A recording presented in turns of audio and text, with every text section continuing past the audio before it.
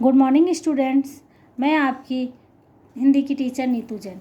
हम अभी पिछले 2 दिन से समास का चैप्टर पढ़ रहे थे, जिसमें हमारे समास की परिभाषा, समास के भेद, तत्पुरुष समास और कर्मधारय समास, द्विगु समास, अव्ययीभाव समास और बहुब्रीहि समास, 5 समास हम पढ़ चुके हैं। आज हम लास्ट समास पढ़ेंगे, द्वंद्व समास। लास्ट समास कौन सा पढ़ेंगे? द्वंद्व समास। द्वंद्व समास क्या होता है? सबसे इजी समास है, इसको पहचानने में कहीं कोई दिक्कत नहीं है। इसमें क्या है, देखो पहले तो परिभाषा देखेंगे। इस समास के दोनों पद प्रधान होते हैं। अब इस समास के दोनों पद, एक मैंने बताया था ना, समास में 2 पद होते हैं, उत्तर पद और पूर्व पद। तो इस समास में क्या है, दोनों पद ही प्रधान होते हैं, मतलब मेन होते हैं, इम्पोर्टेंट होते हैं।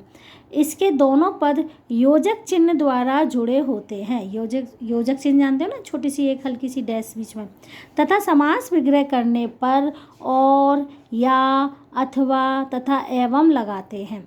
जैसे देखो, ये समास क्या है? दुख और सुख। तो इसमें बीच में डैश लगा है, तो ये हो गया समास। देखो, द्वंद्व समास को पहचानने में क्या होगा, बीच में एक डैश लगा होगा, ठीक है।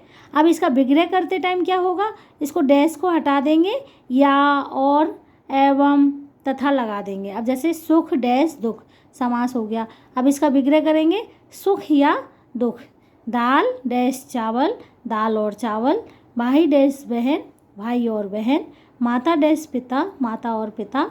ऊपर नीचे, ऊपर और नीचे। गंगा यमुना, गंगा और यमुना। लेन देन, लेन या देन। आदान प्रदान, आदान और प्रदान। आयात निर्यात, आयात और निर्यात। पाप पुण्य, पाप और पुण्य। देश विदेश, देश तथा विदेश। राजा रंग, राजा अथवा रंग, ठीक है। तो इसको द्वंद्व समास को पहचानने के लिए क्या है कि इसमें एक छोटी सी डैश लगी होती है, योजक चिन्ह लगा होता है, और इसको विग्रह करते टाइम ये योजक चिन्ह को हटा देते हैं और उसके स्थान पर और, या, अथवा, एवं लगाते हैं, ठीक है बेटा। तो इसी प्रकार से द्वंद्व समास की परिभाषा लिखेंगे और कोई से भी 4 उदाहरण लिखेंगे, ठीक है। अब देखो, बहुब्रीहि समास और कर्मधारय समास में अंतर क्या है। अब जैसे मैंने कहा था कि त्रिनेत्र, अब इसमें अगर बहुब्रीहि समास और कर्मधारय, अभी तो अंतर बहुब्रीहि समास और कर्मधारय समास में अंतर बता रहे हैं। तो देखो क्या है, कर्मधारय समास में जहाँ दोनों पदों में विशेषण और विशेष का संबंध होता है। कर्मधारय समास की परिभाषा मैंने क्या बताई थी कि पहला पद विशेषण और दूसरा पद विशेष होता है। और बहुब्रीहि समास में क्या होता है कि उसमें कोई भी पद प्रदान नहीं होता, बल्कि तीसरे पद की विशेषता प्रकट की जाती है कि उसमें कोई भी पद प्रदान न होकर किसी तीसरे पद को व्यक्त करता है बहुब्रीहि समास। जैसे दशानन, 10 हैं आनंद, तो यहाँ पर कोई अर्थ नहीं आ रहा है, बल्कि तीसरा अर्थ दे रहे हैं। दशानन मतलब अर्थार्थ रावण। लंबोदर, लंबा है उदर जिसका, अर्थार्थ गणेश, ठीक है। अब इन दोनों समासों में कई बार विद्यार्थी अंतर नहीं कर पाते हैं और परीक्षा के समय गलती कर देते हैं। ऐसी स्थिति में समास विग्रह के आधार पर अंतर का पता लगाया जा सकता है। जैसे घनश्याम, घन के समान हो कर्मधारय।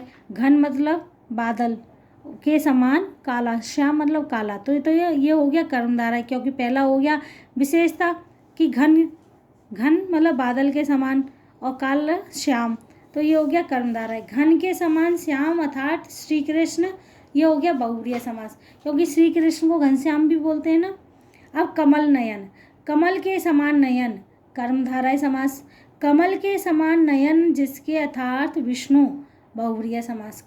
तो कमल नयन क्या है ना, विष्णु को भी कमल नयन के नाम से बुलाते हैं कि कमल के समान नयन कर्मधारय समास, और कमल के समान नयन है जिसके अर्थात विष्णु, बहुब्रीहि समास, ठीक है बेटा। पेज पलटो। द्विगु समास और बहुब्रीहि समास में अंतर। द्विगु समास में पहला पद क्या होता है? संख्यावाची होता है। हमने बताया था कि पहला पद संख्यावाची विशेषण होता है। और बहुब्रीहि समास में बहुत से ऐसे समस्त पद हैं जो संख्यावाची होते हैं।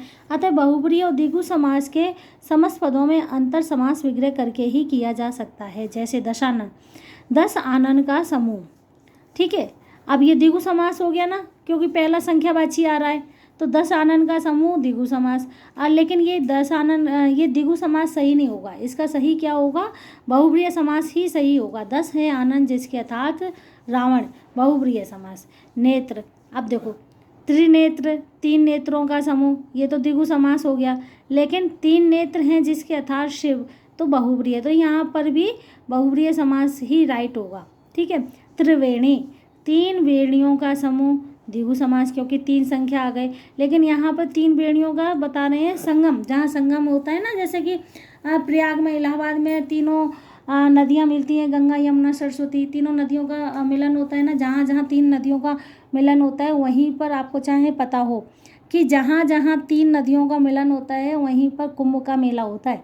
और अपने भारत में 3 नदियों का मिलन 3 जगह होता है, एक तो इलाहाबाद में, दूसरा नासिक में, और तीसरा और है वो मुझे शायद पता नहीं है, जब मैं तुम्हें अगली क्लास में बताऊंगी। तो 3 नदियों का समूह अर्थात प्रयागराज बहुब्रीहि समास। ठीक है, समझ में आ गया बेटा। इसका वर्क मैं आपको सेंड कर दूंगी, जो आप अपनी कॉपी में कर लीजिए। ठीक है बेटा, गुड डे बेटा।